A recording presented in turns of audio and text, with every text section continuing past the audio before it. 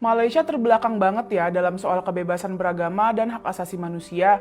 Masa warga di sana yang pindah agama dihukum mati? Kan ngawur banget. Pindah agama dalam konteks ini tentunya yang semula muslim menjadi non-muslim ya. Kalau non-muslim menjadi muslim ya nggak masalah. Informasi ini dikemukakan oleh YouTuber kece Kumaila Hakimah di channel YouTube Forbidden Question.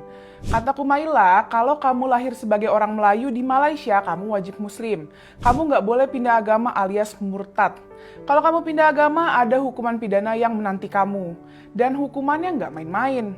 Meski berbeda-beda di tiap negara bagian, tapi kamu bakal jadi pesakitan di sana. Di Terengganu misalnya, kalau ada warga yang murtad, dia dikasih waktu 3 hari buat tobat.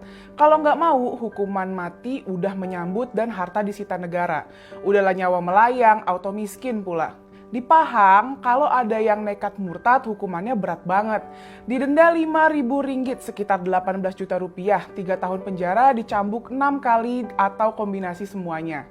Di Kelantan, baru coba-coba murtad aja udah bisa kena rehabilitasi 36 bulan di Islamic Rehabilitation Center. Dan kalau tetap murtad, hukuman mati menunggu.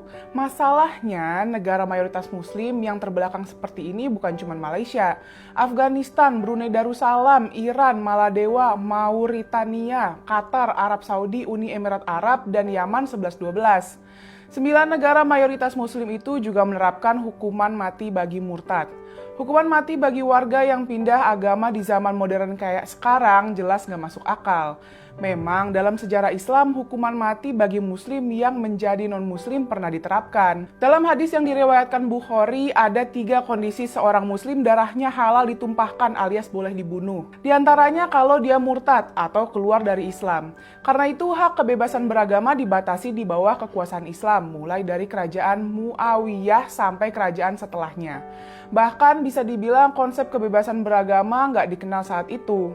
Ini bukan terjadi cuma dalam sejarah Islam sih, sejarah Kristen pun kayak gitu juga. Musababnya karena kerajaan punya agama resminya sendiri. Rakyat harus mengikuti agama yang sama dengan agama kerajaan.